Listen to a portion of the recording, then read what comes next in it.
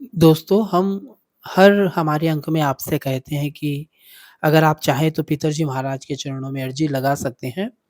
तो आज के अंक में आपको मैं जानकारी दूँगा कि आप अर्ज़ी किस तरह लगा सकते हैं और यह सुविधा किन जो श्रद्धालुओं के लिए की गई है, मैं सारी जानकारी आपको देने का प्रयास करूँगा। बात शुरू करूँ उससे पहले मैं आपसे आग्रह करूँगा कि आप इस चैनल को सब्सक्राइब ज़रूर करें, लाइक करें और कमेंट भी करें कि आपको इस चैनल पर जो जानकारी दी जाती है वो आपको कैसी लगती है, आप हमें ज़रूर बताइए। तो दोस्तों, हमारे से जो लोग जुड़े हुए हैं, पितरजी महाराज से जो लोग जुड़े हुए हैं, मंदिर से जो लोग जुड़े हुए हैं, उनमें हमारे आस-पास रहने वाले भी बहुत सारे हैं और बहुत दूर रहने वाले भी हैं।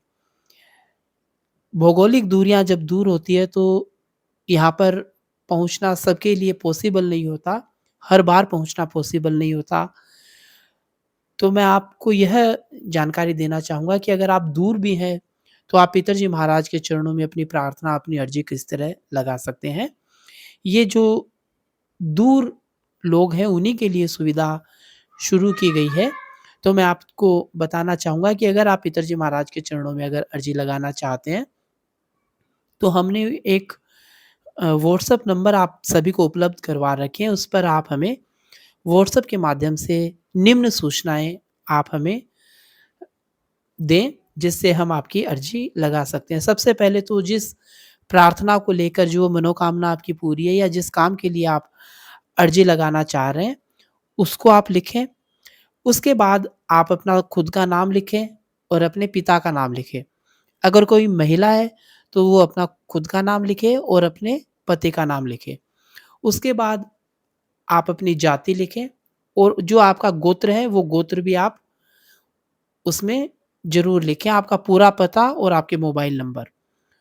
उसी के साथ-साथ अगर आपके घर में कोई पितृ हैं या कोई पितरानी जी है, तो आप उनका नाम लिखें। इतनी जानकारियाँ जब आप हमें भेजते हैं, जिसमें मैं पुनः आपको बता देता हूँ कि जो आपकी अर्ज़ी है, उसका मुख्य विषय खुद का नाम, पिता का नाम, अपनी जाति, अपना गोत्र, अपना पूरा एड्रेस, अपने मोबाइल नंबर और जो घर में पितर या पितरानी जी हैं, उनका नाम आप हमें लिख कर भेजें। यह लिखकर भेजने के बाद हम सुबह और शाम पितरजी महाराज के चरणों में आप क्योंकि आपकी सारी जानकारी हमारे पास आ जाती है, तो आपके प्रति प्रार्थना की जाती है। दोस्तों, ये प्राथमिक अ, सीढ़ी है या प्राइमरी स्टेज है पितरजी के चरणों में अर्ज़ी लगाने की। इसके लिए हम किसी तरह का कोई शुल्क आपसे नहीं लेते हैं।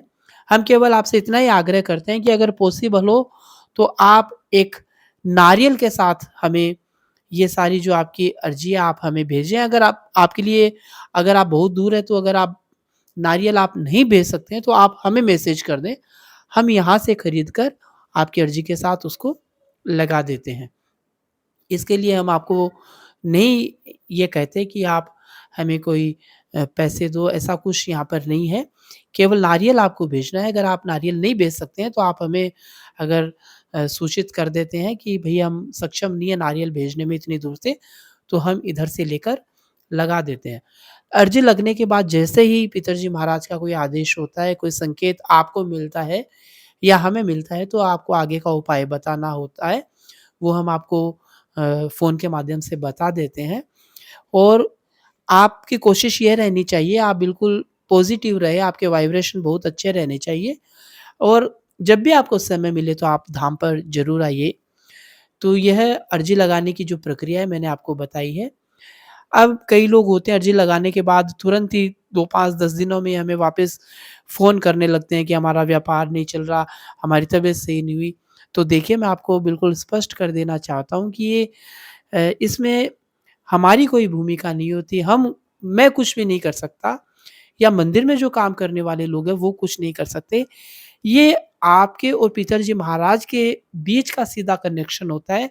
वो जब भी आप पर कृपा करेंगे तो निश्चित तौर पर आपकी जो समस्या है उनका निराकरण होगा। आप विश्वास बनाकर रखें। आप सभी के प्रति आध्यात्मिक मंगल भावनाएँ। जय हो पितरजी महाराज की। आप सभी उन्नति करें। एक बार पुनः पितरजी महाराज की जय।